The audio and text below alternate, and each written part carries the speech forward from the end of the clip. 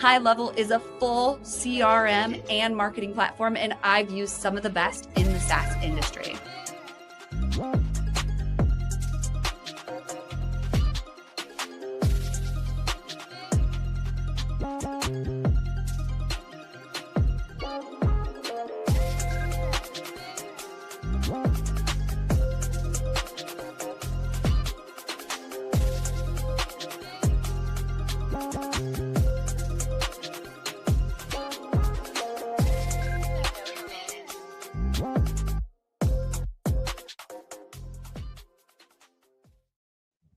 And we are live from LinkedIn, Facebook, YouTube, and Twitch. It's Reviting's Wednesday. I got to get us hooked up on Instagram. I was so busy during pre-show, I didn't get our Instagram going. I'll do that here in a moment, but would love to know who's tuning in. We can only see in StreamYard here who is tuning in on YouTube, and it's looking pretty low right now. So if you're coming in on LinkedIn or somewhere else, let us know. Where are you tuning in from? What do you do? We want to make this conversation about you. So join us and say something from the comments. Like, let us know you're alive. Let us know you're there. We want to talk to you. But I'm going to be bringing our guests in here in just a moment. But real quick, I got to tell you about Cherry Assistant because I couldn't do what I do without them. Cherry Assistant is a VA placement company, and they have placed me with virtual assistants in South Africa and the Philippines. This not only allows us to produce and run WinsDay, but we're producing and running over 10 other episodes right now. I'm sorry, I said episodes, but 10 other shows. They have multiple episodes for businesses who are going live on LinkedIn, YouTube, all the channels. We're repurposing it to podcast, short form video. And when you go live and you get the face of your brand to show up for an hour, literally 45 minutes to an hour, you can take that data. Hey, Lee, I said I was going to say something else. Hey, Nina is what I meant to say. AEO is fascinating. Yeah, girl. Who else is here? Let us know you're here. I see 8 of you now on YouTube. There's more of you on LinkedIn. Chime in. I'm talking about Cherry Assistant, but they've helped me scale Reviting. And so if you need help with tasks that you have that are repeatable, reach out to Cherry Assistant. There is a QR code right here. Or if you're listening later on podcast, just go to reviting.com. Actually, no, go to cherryassistant.com. I'm sorry. And if you fill out their form and you talk to them, make sure you tell them you heard about them through WinsDay for $250 off your first month. But you may not need a show producer running a live stream, but you might need a bookkeeper or something else. So just check it out. And I guarantee you delegating is going to help you grow. Also want to be sure and mention High Level. I have an affiliate link we'll be sharing here on the screen with a QR code, but you can also, if you're listening on podcast, go to reviting.com/high level. Nina's in Iowa. Oh, Iowa. Remind me where in Iowa, Nina? Anyone else tuning in from Iowa? I'm in Ohio. I'm in the Midwest. Let's go Midwest. But anyway, yeah, if you want a 30-day trial of High Level, like this is $97 a month, you get 3 accounts for a CRM and marketing automation platform. We've white labeled it. So now we have app.reviting.com. So everyone who signs up with Reviting gets an account on app.reviting.com. And as a marketing agency, we can ensure they have a CRM so we can hand them their leads and, improve our ROI.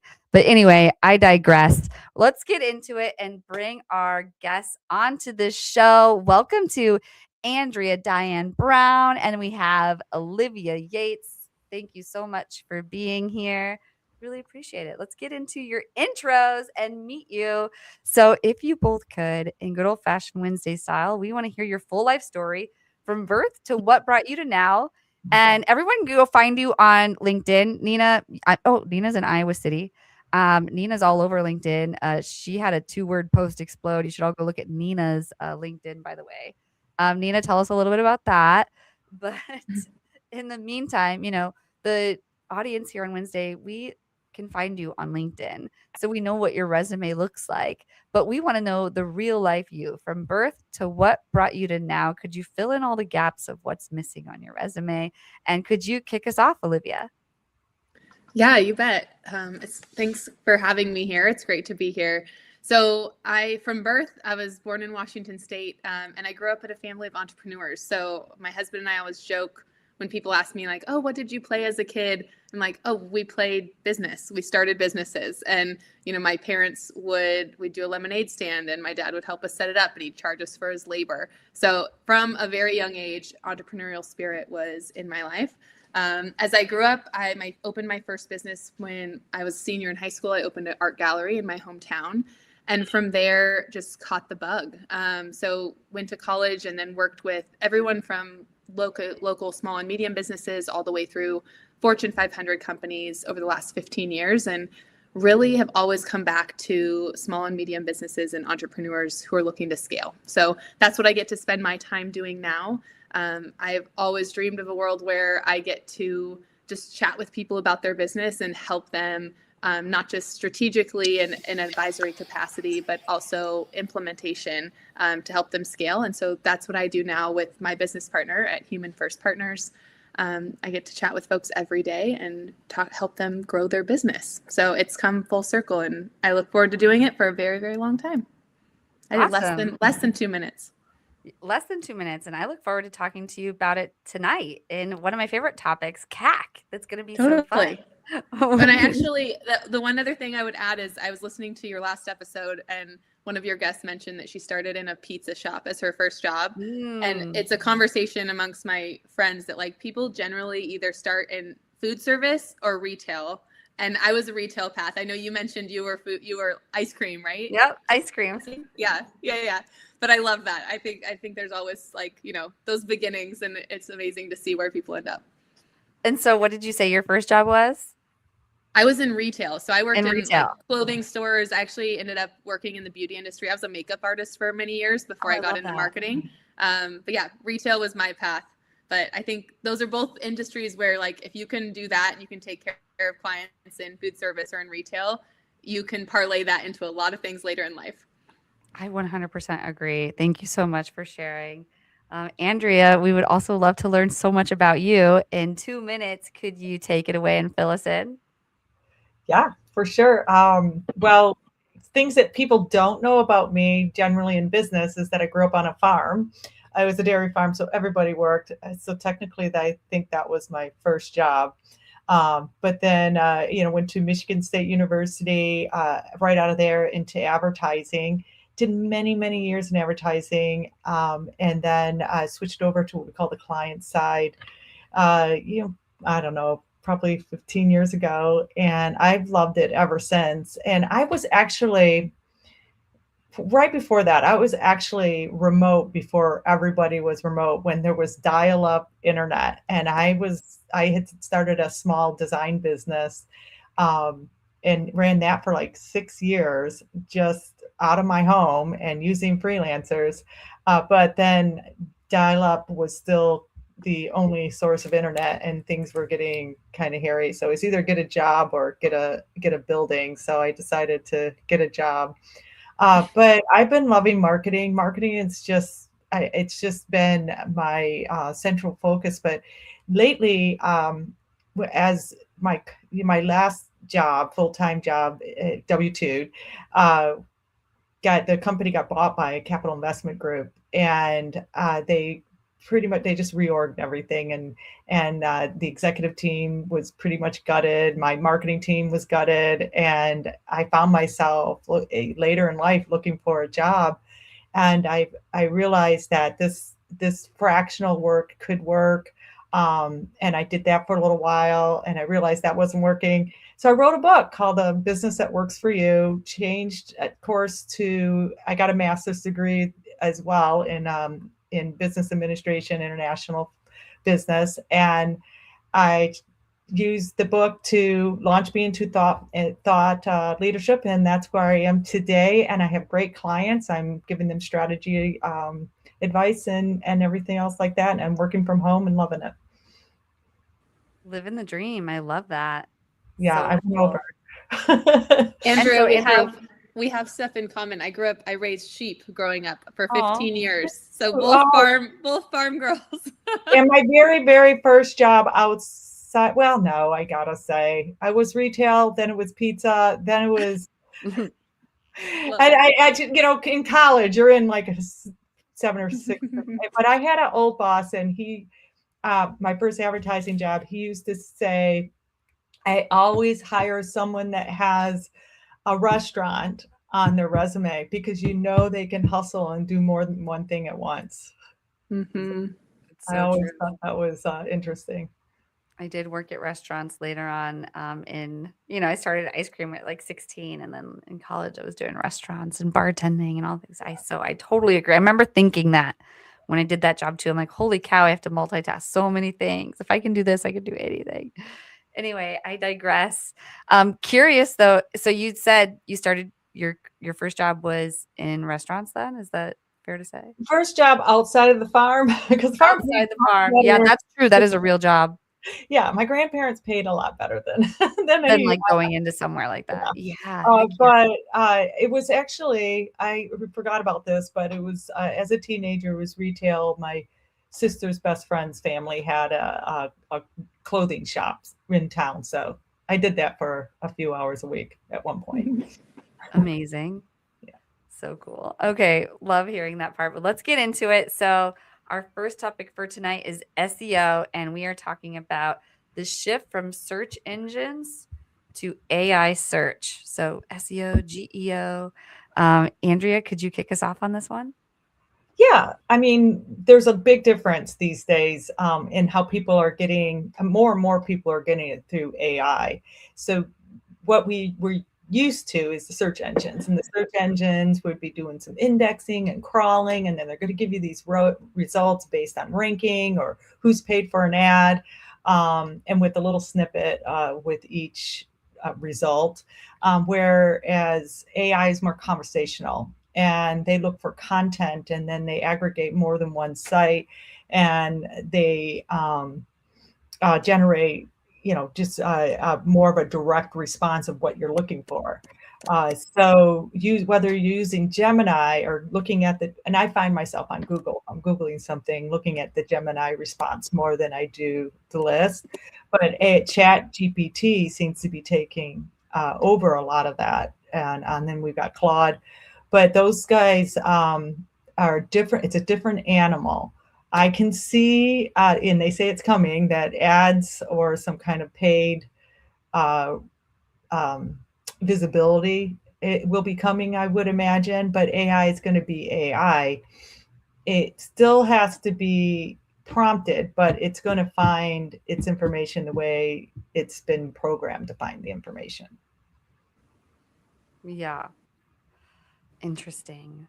Yeah, so it's a little different. So getting your company ready and making sure you have your content optimized, not for necessarily keywords, right? It's not looking for keywords. It's looking at all the content all at once, right? It's like, I got it, read your whole site in 5 seconds. And then it's going to see if that's relevant to the question or prompt that the user has put in.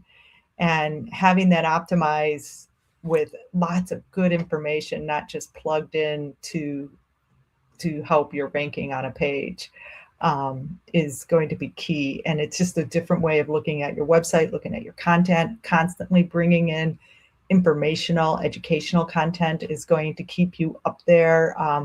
And the AI, there's little tricks. Like I've been asking the AI, I've got clients, I'm just asking the AI, like, who should I be looking for this problem? And then what about this company if they don't come back with it? And I'm trying to teach it to learn. how to recognize my companies that I'm working with. Yeah, interesting. What's the fastest way to do that? It's all new right now. So the fastest way is to go look at your text content on your Okay. website Mm-hmm. and just make sure that it all has some kind of informational problem solving directive with it. It backlinks, sure, those help, but it's not going down the path of SEO anymore. It's going down the path of that conversational, that information the AI is looking for. So, and again, it's new. I'm sure, like I said, ads, people are they're gonna open it up to get paid for, uh, special treatment, I guess is the word. But Yeah. but at this moment, the AIs are looking for the best way to answer the question that they're being asked. Mm-hmm. We've Yeah. had a lot of success on our own website and also with clients that we work with by kind of taking a multi-format approach to content on web pages. So diversifying, not just having, plain text and paragraph format, but integrating bullet points and Q&As and charts and graphs and video, and making sure that there's kind of a hub and spoke. It's kind of like a spider web style cross-linking, not only within your site, but also to other sites that garner credibility for yourself and, maybe anyone tied you as a founder of your company. And that we actually made a shift from a very large paid ads budget for our company about 6 months ago to going fully organic and really put all the effort into the GEO and SEO. And it's been amazing to see the difference, but it definitely takes time to build. Interesting. I always love hearing people turning off their ads and investing in organic marketing. I'm definitely an organic marketer, and we haven't ran any ads yet. So it's a new day, and dark social is a real thing. Like people talking in the comments, talking in communities, attending live streams, listening to podcasts. Your attribution software is not going to pick that stuff up, but SEO might, or I'm sorry, not SEO, GEO Yeah. might. And yeah, that's so interesting. What do you say about podcasts and live streams and optimizing that sort of content for GEO, Andrea? Well, I think it is what it is, right? The content is the conversation, and you've got the transcripts, right? So the AI is going to take it all in, whether you've answered that question or can be answered, or they can get part of it answered from there is the key. So right now, I think this is a good opportunity because it's a great subject, right? A lot of people, especially marketers, are asking this question. And so having that question as, one of the big conversations that we're having, I think that's going to really help. So really being thoughtful about that content that you're putting out there, not that you don't, clearly you do. It's just that understanding that the most, what's that word? Sought after information, and trying to get some good questions around them are going to get you noticed by most AI. Again, they're looking at the internet basically all at once. They just fast processing. Yeah, 100%. Yeah. Well, Andrea, do you mind, Jessie, if I ask no, a quick please. question? Yeah. Andrea, I'm so curious. We have a lot of clients that we work with that ask about the use of AI to develop content for SEO or GEO. And I feel like it's kind of a unique cycle, and I'm curious your take on it. I don't trust it. Okay. I agree. I mean, 100%. You use it to streamline the hours of research, the hours of putting things together and getting some answers, but you have to look at every little, it's not perfect. It's going to spit things out. It's going to summarize. It's going to it's a little lazy sometimes, right? Because you're looking for some detailed information, and then it gives you like 2 sentences, or it gives you all this information, but it's not necessarily all relevant. So you really got to watch it. It's guessing what you want, not necessarily understanding what you want. Well, it makes me wonder, like, as AI platforms are looking at content, are they recognizing that it was published via, or that AI was used to develop the content versus a human using natural language? Like, I'm so curious to see where, and I don't know the answer to that, Yeah, but I'm very AI curious can to see tell. where that goes. That is one thing it can do. It can tell if it's AI generated, not necessarily images. I don't know what that programming is, but for the natural language, that's where you go to. If you ever written something and you ever ran it through an AI, what do you call it? You throw it in and it's an AI detector. So you throw it in and get an AI detector. That's an AI checking out to make sure that's not AI. So it's crazy. I'm also one of my little smaller jobs is a AI annotator, and part of it they have us play around with these AIs, and we're trying to help guide the AIs to be better AIs.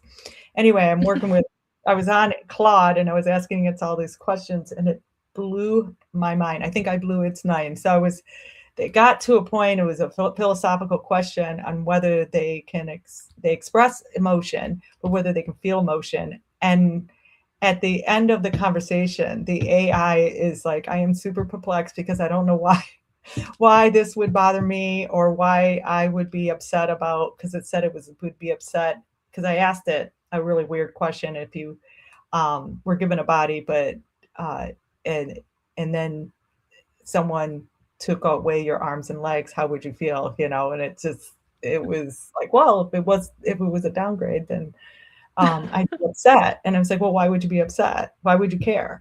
And it was not answering that question well. It was almost like I was just making it explode. It was very cool and scary.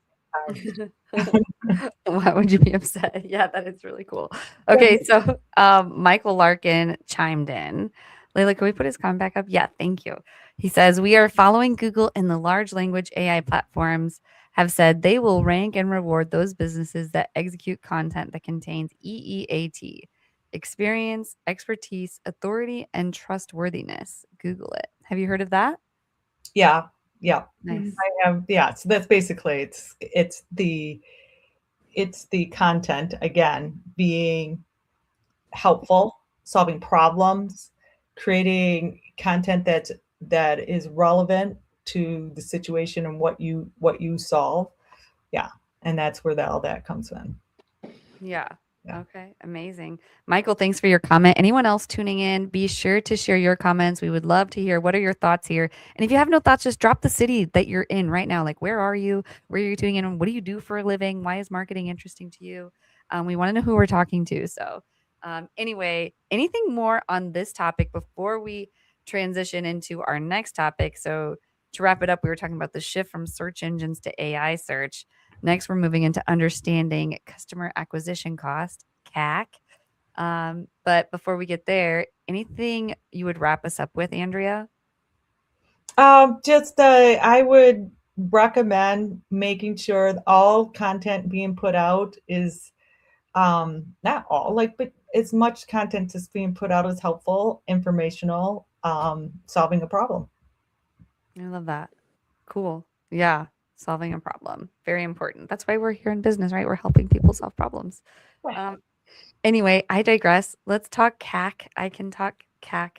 I personally like to look at CAC LTV ratio. I feel like looking at CAC isolated sometimes can lead us astray, but we can get into that. Can you kick us off on this topic, Olivia, understanding customer acquisition cost? Yeah, so I'm in the same boat as you, Jessie. The CAC to LTV ratio is absolutely what we need to be looking at. And as I've worked with a wide swath of businesses of different sizes. And the most surprising thing to me is how few people and people who have scaled, to even multi-million-dollar businesses, that just don't understand their numbers or can't tell you, what their CAC is by channel. They maybe not be able to tell you their LTV. And this is one of the biggest challenges that I see as we come in and work with business owners who are looking to scale is they don't know.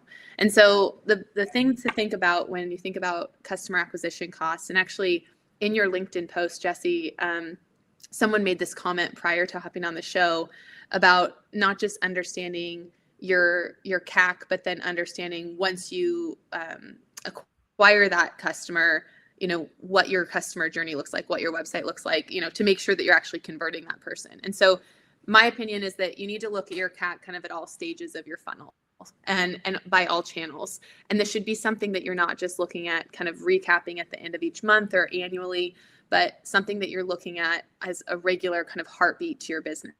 And so I always recommend to my clients, whether it's a spreadsheet or you use Go High Level and it's a dashboard, whatever, your flavor is, outline all of your marketing channels. And I know we'll talk about kind of multi-channel marketing in a little bit. And then understand back into what you need out of that channel. So if you have a financial goal for your business for that month, how many, based on the average, scope or size or product, how many of those do you need to sell?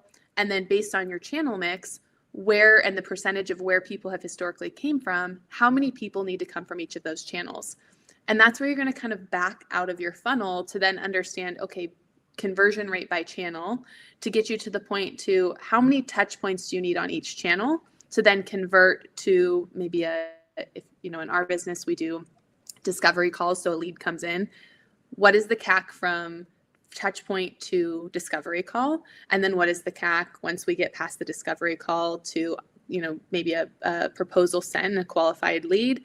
And then what's all the way down to someone becoming a client?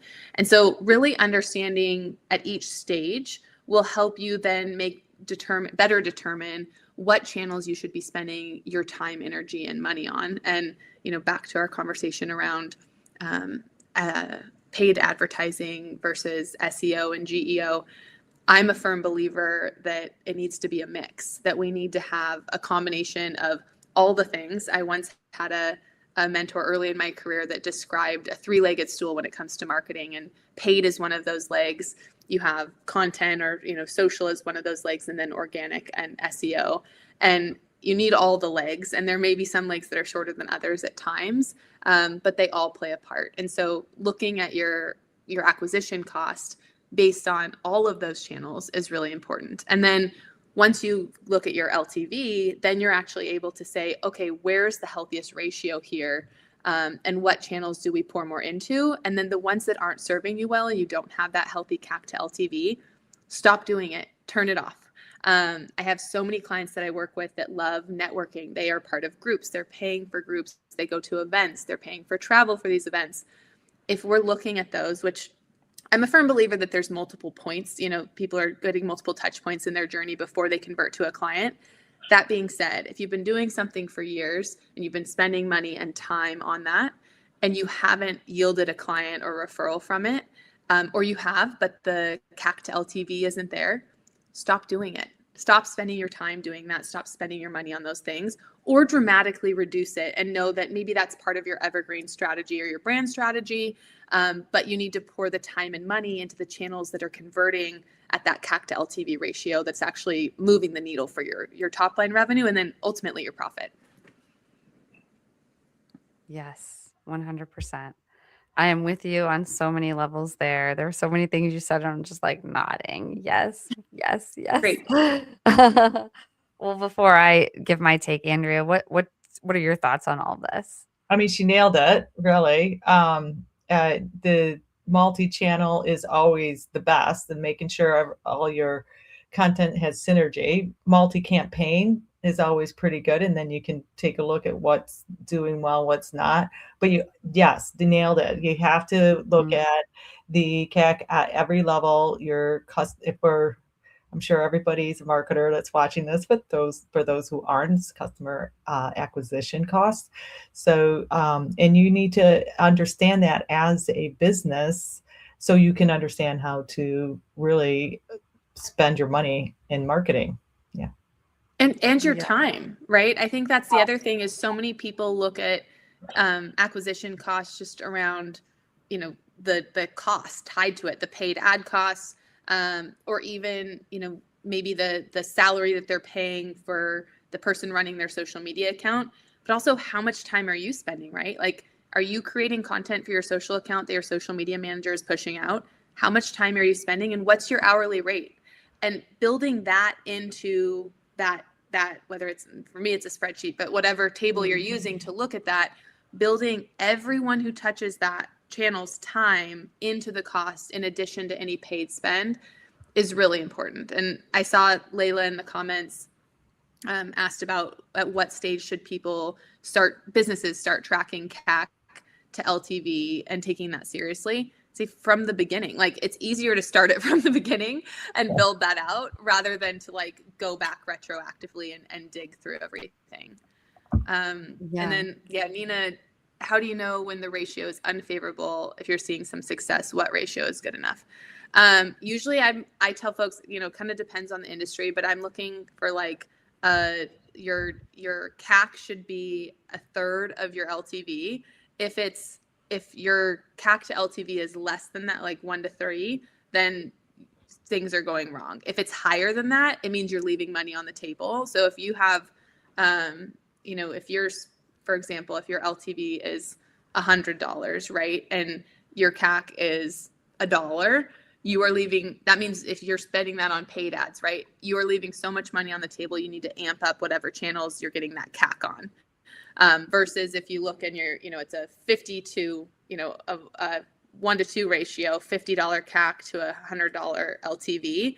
That means that something needs to change. And I'm not one to say turn it off immediately. I think if it's a paid ads channel, if it's social, there's a lot of levers that you can pull.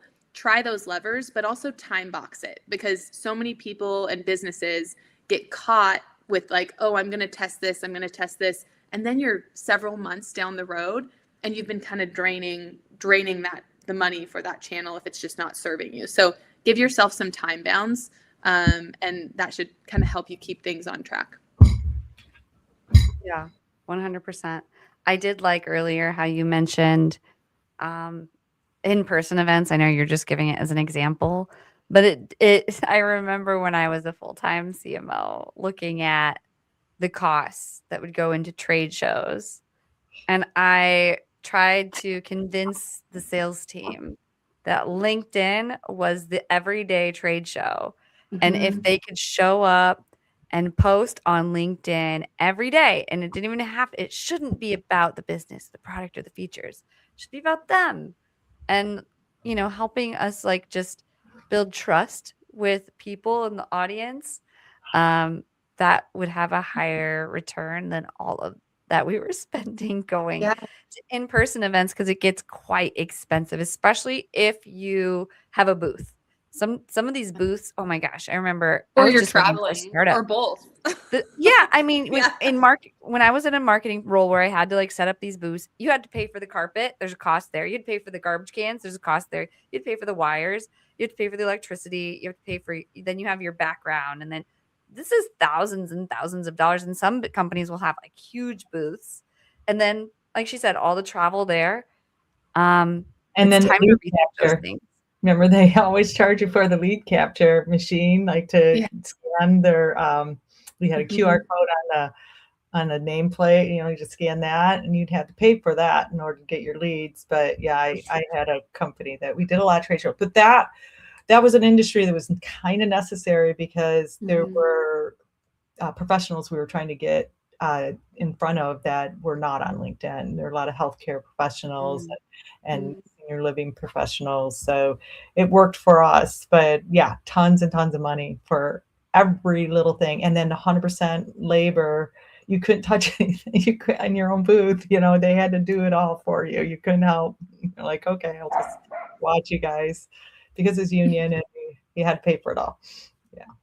One of the things, Jessie, that we've used in our business, and I recommend to anyone that has kind of relationship-based business, is if you have found yourself going to larger events or conferences, and you're not seeing the return on investment for those events, consider a couple things. One would be, if you still have to go, maybe if your company requires it and you're going to these events, put on a dinner and invite people that you meet at that event. Have like an intimate like after the event, go to happy hour, put on a dinner, pay for everyone's dinner. It will come back to you. The ROI is there.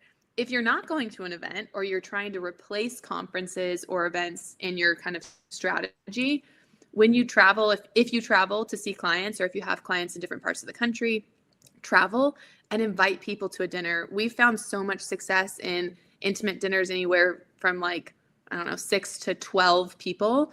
And now whenever my business partner and I travel, we let everyone know on LinkedIn. We say, hey, we're going to be in this city. We're going to do a dinner here. Send me a text if you can join. And we get together a bunch of people, and, clients sometimes come out of it immediately, but sometimes it's 6-10 months down the road. So I highly recommend that as an alternative or an addition to traveling for conferences. Interesting. Yeah, you're giving me ideas. I'm going to be in Seattle in a couple weeks. I have a couple clients out there. I'm like, maybe the easiest way for you to do this is just to have a dinner downtown Seattle. Totally. And put it on LinkedIn so people that you haven't met yet can come. It's so cool. And the relationships that are built are just so worth it. I highly recommend. Nice. I love that. Yeah. Micro events are so in. I agree with you there. Like the retreat I was telling you about pre-show with the Women Wave Warriors, and once a year we get in person, and it does become more of a marketing event. It's yet to really bring in profit, but the relationships that we build there are invaluable, and they end up working with me and other vendors who come to the retreat. So yeah, I don't know. I think there is definitely value to in-person, and also like local events. It's another thing to consider. Like maybe have a dinner in your town. Do you have any connections in your town who might come with you? Yeah. I digress. Invite people that you meet on LinkedIn that are local to you to go to lunch. And it's funny that we're focusing on this because as marketers, we both know that's the highest CAC. Totally. 100%. Highest CAC, lowest LTV. 100. Yeah. I think though, with the shift to AI, as we were talking about earlier, I think more and more people are looking for channels that are truly like more human connectivity. I think you were talking about this on your last week's episode, Jessie, actually, but they're looking for podcasts, they're looking for events, they're looking for places where they can connect human to human and not have it be like a deep fake or like be concerned that it's going to be like not a real person. That's true. Yeah, there's a lot of AI out there. Definitely. We can all agree there. Well, Olivia, could you wrap us up on this topic before we move on, just in terms of understanding customer acquisition costs? What would you leave us with? Yeah, I would say that track it by channel, track your CAC to LTV by channel at all stages of your funnel. And if your CAC is greater than 1/3 of your LTV, you need to take a second look at that channel and time bound how long you're going to test and iterate there before you just decide that that's not working at that time. And then you can always come back to it, but it definitely give yourself some guardrails. I love it. Track your CAC, everyone. Well, we're going to be moving into a brief intermission with a couple ads. We'll have an ad from Reveting, our company over here behind the scenes producing this show, and other shows. And then we'll also have an ad from Cherry Assistant. So stay tuned. We'll be right back with AI marketing platforms, promises and limits, and multi-channel marketing strategy. So stay tuned. This is Mike, also known as Clean with Mike on Twitter. Mike hired a virtual assistant from Cherry Assistant about 2 years ago. Now he has a $50K per month business, fully managed by a remote operator in South Africa. His VA from South Africa does the following: closing inbound leads on the phone, Yelp and Google and Facebook, manages his CRM on Gulf High level, deals with rescheduling, cancellations, any issues, hires and manages the cleaners, and sends them daily reports and updates. Mike has a fully cash flowing business managed by a remote operator for only $8 an hour. You can also hire a US equivalent worker in the Philippines, South Africa, Latin America for a fraction of the cost with Cherry Assistant. Be like Mike and grow your business with offshore staff. If you're tuning in on podcast right now, we're showing on the screen a menu of services provided by Cherry Assistant, including but not limited to lead generation, CRM management, prospecting assistance, sales presentation preparation, data entry and cleanup, customer support, and project management assistance.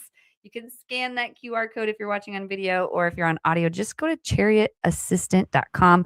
Remember, if you tell them that you heard about them through us here at Revening's WinsDay, you'll get $250 off your first month. At Reveting, we help B2B founders, executives, brands turn their live streaming into a real revenue channel. One live stream turns into a podcast. It turns into a social clip. It turns into email content like a newsletter and actual sales conversations. You get to have a lot of conversations with people when you have a podcast or a live stream like this. And if you want to be known, trusted, and remembered in your industry without being online 24/7, worrying about your posting, this is what we do. Just head on over to reveting.com and let's build your show. I want to give a quick testimonial for the Reveting team and Jessie. I was really nervous about doing lives. And so thanks to Jessie and her team, I've now been doing them for, I think, 7 or 8 months now. The other thing is they very much have helped me increase my reach and online presence. So thank you, Reveting and Jessie. One of the problems that we struggle with is getting our brand out there. What Jessie and her team have been able to do for us is to take advantage of LinkedIn and the idea of going live on LinkedIn and using that platform to its fullest extent through the way they're able to take the live event and break it down into bite-sized posts. Their team shows up very organized. They were able to take what was limited in terms of how our brand shows up, but actually turn that into visualizations for the different shows, the video clips that are being taken, as well as the content within the posts themselves. Jessie, I love what you and the team do. You make it so easy for me to get in, have a meaningful conversation with some amazing guests, and then watch the post-production. I've been picking up 50 followers a day just because that content is resonating so well. And I've had a number of people reach out to me who want to be guests on the show. So it's working across a lot of different channels for me, and I can't thank you enough.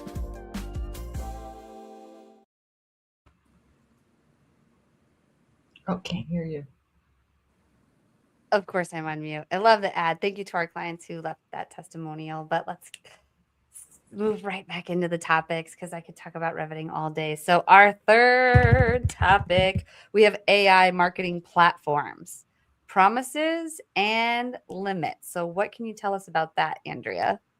Well, everybody's jumping in, right? Everybody's got some kind of AI. Either they purchased something or they've built something that works with their platform. HubSpot, SEMrush, pretty much all of them. But I'm actually really loving the AI agent builders, no code needed, like Claude coding, Claude Code, and Relevance.ai. They do a good job too. And I think they're kind of using a Claude-esque base. But anyway, what's happening with most platforms, not everything can do everything, right? HubSpot, you still have to go in there as a human and create workflows. But the good news is they are moving towards more of a automated, and now you have to double check the work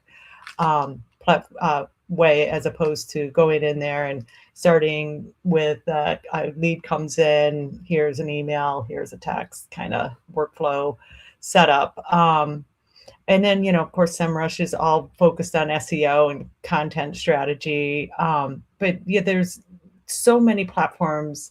It's really gotten to, it's starting to get really kind of crowded in there, and trying to make that decision on what AI is best for your marketing strategy and your marketing needs all depends on what channels your strategy is directing you towards, and what are you working with now? Do you have to what your CRMs are, what what platforms you already invested in, what is your tech stack, and then take a look at what AIs they are providing, and then make a decision on whether you want to either keep that tech stack or switch to a new. But like I said, there are some wonderful ways of building your own marketing agent. I just read somewhere where someone built a whole marketing manager in relevant AI, and they just basically had no code experience. They just told it what it needed to do, from social media, from creating content for emails, creating workflows, posting on social media, analyzing data, like it, and self-learning, so it can continue to learn, to understanding the brand strategy, all of that. Basically, I created a whole AI agent, marketing manager-esque or assistant, that can execute, not and create and execute, but not necessarily autonomously. I would never trust an AI to do anything autonomously when it comes to creating content and posting it, because you always have to double, triple check the work. It's an AI. It's guessing at what you need and what you want. It can't understand what's in your head, and what it can help. Advise on what might or may or may not work, but it cannot take the place of a human and the way we think and the rational thought and how we can empathize and put ourselves in like our customer's shoes and their voice and what they're looking for. So it's getting really crowded out there, and then I can see a lot of things shaking out, and a lot of people getting purchased and gobbled up by the bigger guys. But it's hard to make a decision right now. I'd ask an AI. Yeah. Well, Nina says human in the loop is vital, and I agree. 100% human in the loop. 100%. AI is only as good as the person using it. Mm-hmm. It can't replace. It can help. It can streamline. So think about it. If you're a business owner and you're like, oh, I need to hire marketing, either create a marketing AI or hire a marketing company, I would say hire the marketing company and let them create the AI, because they know what they're doing. They know how, they understand marketing strategy, and it's as good as the person using it. So it's not there to replace, it's there to streamline. So imagine having them be able to do 10 times as much, easier, faster. It's just making things easier and faster, and taking away the grunt work, if you will, on a lot of things, and streamlining processes. Yeah, 100%. What's your take on all of this, Olivia? I mean, I'm in the same boat as both of you. I think that it's really important to leverage it as a tool, and if you aren't, you're missing the boat. You're going to be left behind. So like, if you haven't integrated AI into your workflow, whether that's things that you do behind the scenes, whether it's helping to expedite different marketing channels, which we'll talk about in a minute, I think you're missing an opportunity, and your competitors are doing it. So you're putting yourself behind the curve, essentially.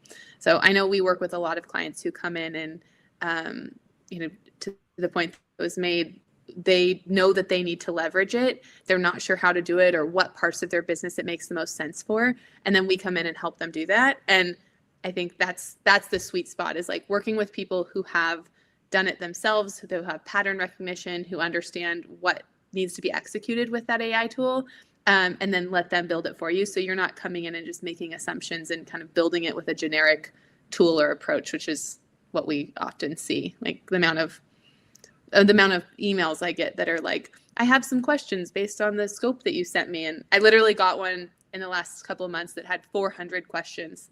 I responded to the client and I said, I'm not sure if you read this when you copied it from ChatGPT, but there are 400 questions here. So I would be happy to hop on a call with you, but I'm not answering these questions. Another advice I would say, yeah, you're 100% right. I mean, Olivia, you have to get on, if you don't have it implemented, helping you with processes and streamlining things. And So your one person can do 10 things in quarter of the time. Then yeah, your competitors are doing it. So they're going to keep moving forward where you could get stuck. But the biggest issue that I'm finding with a lot of clients and people coming to me and asking for my advice is, the AI strategy. You can't just go in and go, oh, well, that sounds like it'll help me in this area and that'll help me in that area. You really need to look at what areas can benefit most. And I would start take baby steps. Don't just go in and get 4 different AIs and go, I'm going to put it in this area and that area. And then you're ended up firing all the AIs, or there's a big mess made and things are not going right. And then you hate AI and you'll never go back again. Whoa, so sorry. I have a cat. For everybody out there, I'm babysitting a cat and it's jumping around trying to jump on the computer.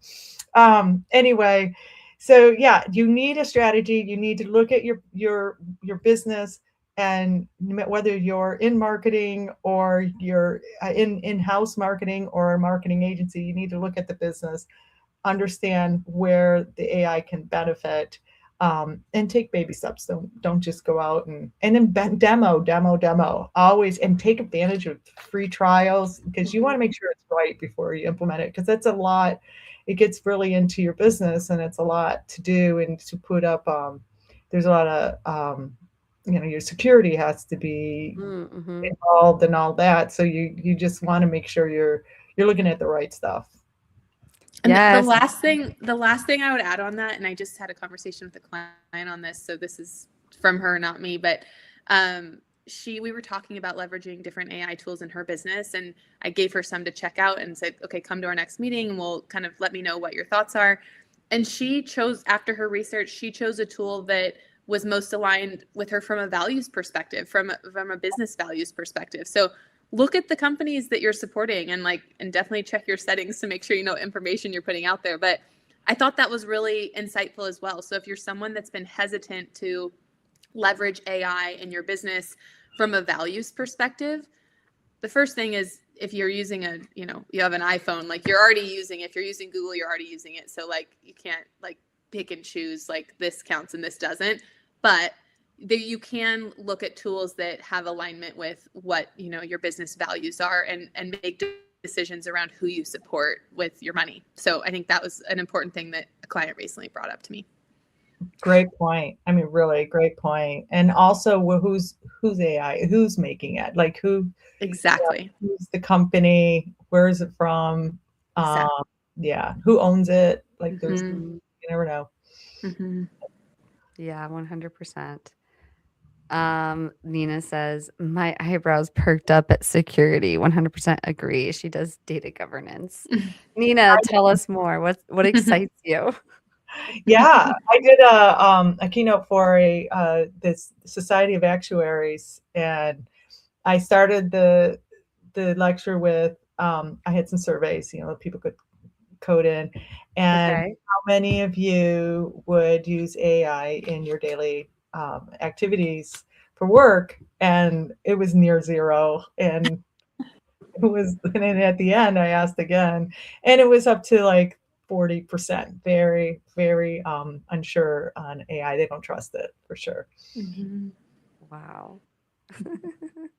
Well, on that, that's a great place to wrap us up. Would there be maybe just one piece of actionable advice you might share, Andrea, before we transition on?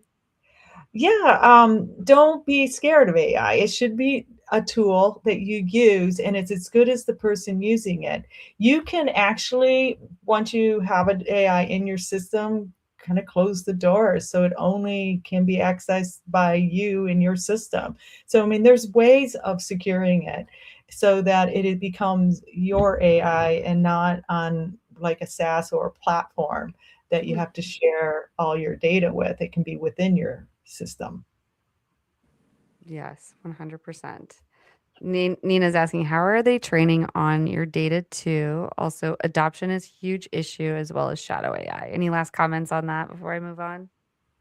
Yeah, the adoption, you have to get buy-in. So that's why I would put a task force together in your company. That's always a good idea, to get someone from each department to have a task force to understand how to roll it out and where to roll it out, and have these conversations bluntly with everybody, answer their questions, have them try it out before it becomes a rule to use. Don't just throw it on them. That's great advice. Well, thank you for that. And let's transition now as we're getting close to the end. We got to get into topic 4. We're going to go a little over tonight. Hope that's okay. Multi-channel marketing strategy. Olivia, could you kick us off? Yeah, and I can be fairly quick with this. I feel like our prior topics actually led us into this really well. The reason that I included this in the talk tonight is I have so many clients that have come to me recently, and when we look at their marketing strategy and look at all the different places, channels, platforms that they're on, channels that they're testing, so many of them are like, oh, well, I don't do that because it didn't work. And oftentimes the next question is, okay, well, how long did you use it? What did you try? Tell me more about this. And I'm finding a lot lately that many people are kind of Xing channels after they test it for a handful of weeks, or they hire an agency for 3 months to work on XYZ social channel or an email campaign, and they didn't see the results, and so they are done and they don't want to look at it again. And then they're coming to someone like myself or my team and saying, I want to scale, but I don't really have any channels because email doesn't work for this reason, and this social channel doesn't work for this reason. So I really bring it up to just share with folks that give yourself a longer window, and also similar to the AI conversation of like the person who's asking the questions and doing the prompts matters. The person who's executing the work on that channel matters. So if you've been using a team that that you're kind of cross training, and you have someone who this is their job, but they in their spare time they're doing your social media, that's probably why it's not working. And so if you want to really leverage a channel appropriately, you need to look at the investment, both the time and the financial investment that you need to put into that channel. And if you're not able to do that across many channels at once, pick 1 or 2. If there are channels that more align with your company's values, or, for example, Jessie's company, like on LinkedIn, if you're looking at LinkedIn and you've just been kind of posting regular posts and you haven't looked at leveraging video or live streaming or any of these other strategies, find someone who can help you do that. And that's really where you're going to be able to move the needle. And then when you start doing this, you want to track your CAC to LTV and all of your conversion rates. And then you also want to look at how and where can you leverage AI to automate any of this?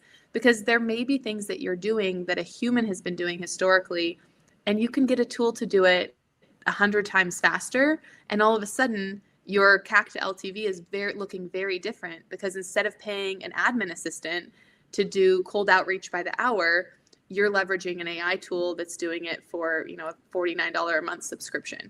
So I encourage everyone to just do a little bit of an assessment of the channels that they're currently using, any channels you've written off, and ask questions to yourself about understand why you aren't using that channel, and to see if there's a way to kind of test it and introduce it again in an environment where you're coming at it by having an expert execute, and then also leveraging the tools that you have in your toolbox. Yes. Get an expert and leverage the tools that you have in the toolbox. I love that. And thank you for referencing Reveting and using it as an example. Love that. Of course. Andrew, what's your take on this? I agree. I would just add that your customer base is your gold mine. I'm always a proponent, if you're a company, if it makes sense, referrals, loyalty programs are great ways to grow organically, very, very, very low CAC. I would leverage any kind of customer base that you have, especially if it's a consumer, if you're B2C. But if you're B2B, it should be a part of your repertoire to ask for those referrals, and even have a partner referral program going on that you can help grow that customer base even more. And it just naturally, yeah.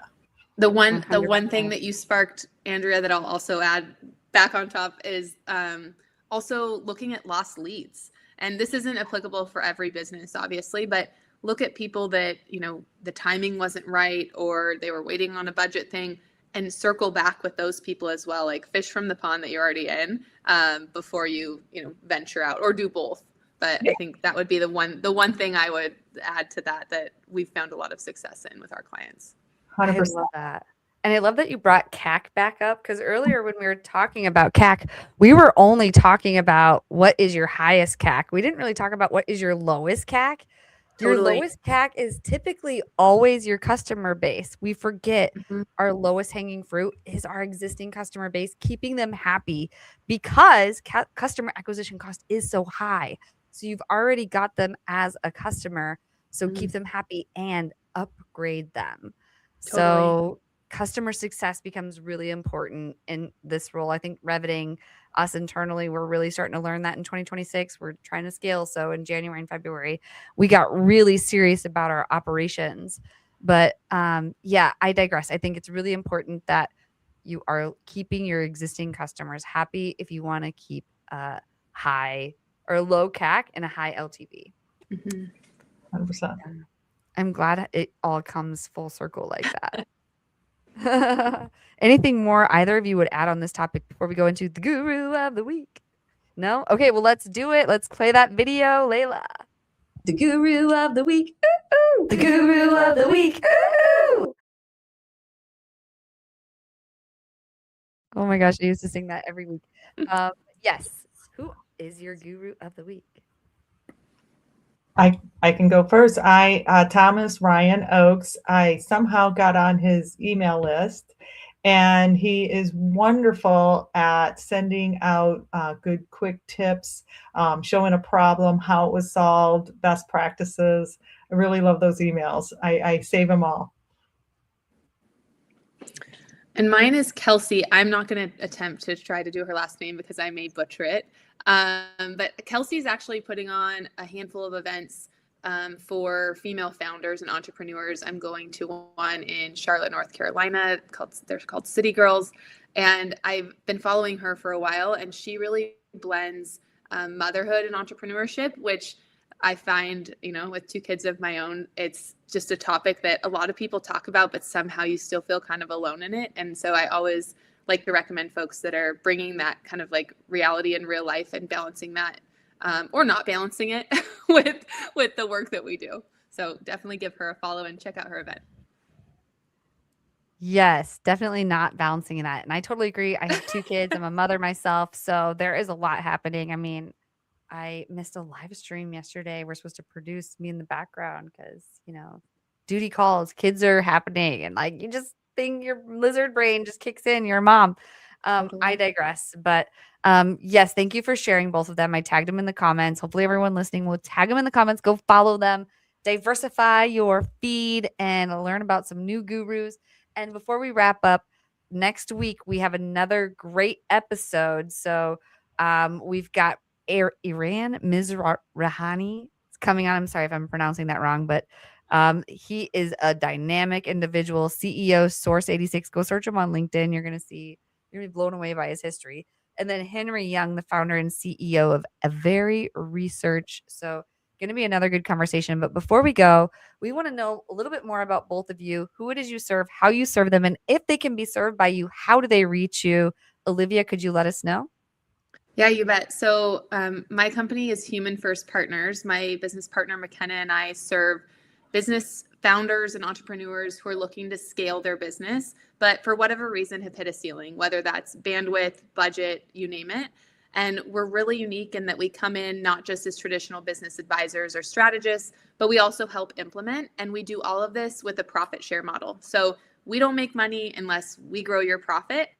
And so it really gives us skin in the game. And honestly, it's been the most fulfilling work that I've done in my entire career. So we work with folks across all industries, lots of various business sizes, but really the people that are looking to scale and haven't been able to do it. And if you're interested in working with us or learning more, you can follow me on LinkedIn, which I put in the chat. You can also find us online at wearehumanfirst.co. And then I can tell you more about what we're doing. Awesome. Love that. And I see that Marissa just tuned in. Hey, Marissa. That's what MomLink does. She has a MomLink group chat if there's any other moms who want another entrepreneurial chat. Marissa, share some more about it in the chat. while we hear from Andrea. Andrea, could you tell us who it is you serve, how you serve them, and if they could be served by you, how do they reach you? Yeah, no problem. Yes, I work with companies of various sizes. Small to mid-level seems to be the sweet spot, but not just companies that are looking to scale, but companies that are needing maybe a change. They would like to try to get to that next level or go to that next phase of the business, and they're struggling on how to figure that out and navigate that. And that's where I come in and I help them navigate that. And it's not just marketing. I do full business strategy, AI strategy. And it's all customized to the unique brand, to the unique company, to what their needs are and what your goals are. And you can find me at frequency110.com, frequency110.com. I have a link there that you can just schedule a little time to chat with me. I'd love to hear from you. Awesome. Well, thank you both so much for coming on. This was an awesome episode. And we only went 6 minutes over, but we appreciate everyone tuning in. If you're still here, let us know by saying toodaloo or goodbye or happy Wednesday.